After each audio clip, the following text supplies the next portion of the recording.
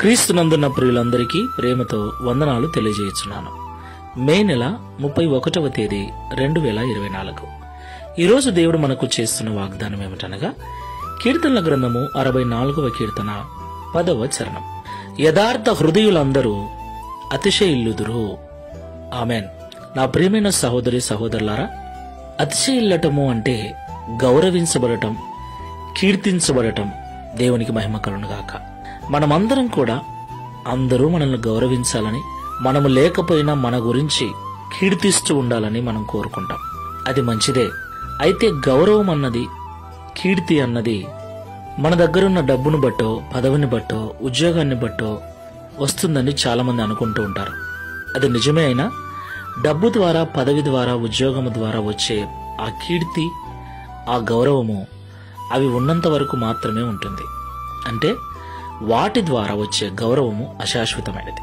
మరి శాశ్వతమైన గౌరవము, శాశ్వతమైన కీర్తి మనమున్నా మనం లేకపోయినా ఇతరులు మన గురించి గొప్పగా మాట్లాడుకుంటూ ఉండాలంటే మనం ఈ లోకంలో జీవించినంత కాలం యథార్థ హృదయులమై ఉండాలని దేవుడు కోరుకుంటున్నాడు.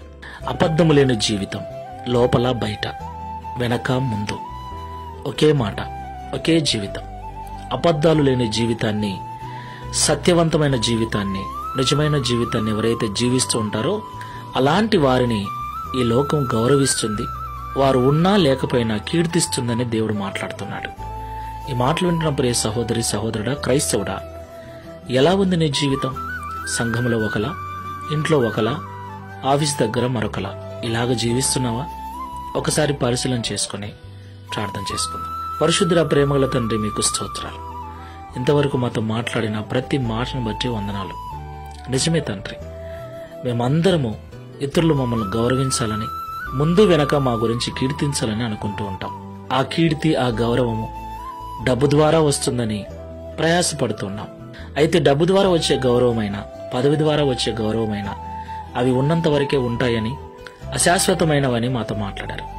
శాశ్వతమైన గౌరవము, శాశ్వతమైన కీర్తి మా యథార్థ హృదయం ద్వారానే, మా యథార్థవంతమైన జీవితం ద్వారానే వస్తుందని మాతో మాట్లాడారు. ఈ ప్రార్థనలో ఏకీభిస్తున్న మేమందరము కూడా సంఘములోను, ఇంటి దగ్గరను, సమాజములోను, పనిచేసే చోటను, ఎక్కడికి వెళ్ళినా ఒకే మాట, ఒకే జీవితం. మేమందరము కూడా అలాంటి యథార్థ హృదయులమై అబద్ధము లేని జీవితాలు జీవిస్తూ నీ ద్వారా, ప్రజల ద్వారా ఘనత నొందుటకు, గౌరవించబడుటకు సహాయం చేయమని, తద్వారా ఈ దిన వాగ్దానమును మా అందరి జీవితంలో నెరవేర్చి మీ నామమును మహిమపరచుకొనుమని యేసు నామములో ప్రార్థిస్తున్నాము తండ్రి. ఆమేన్. Praise the lord. God bless you.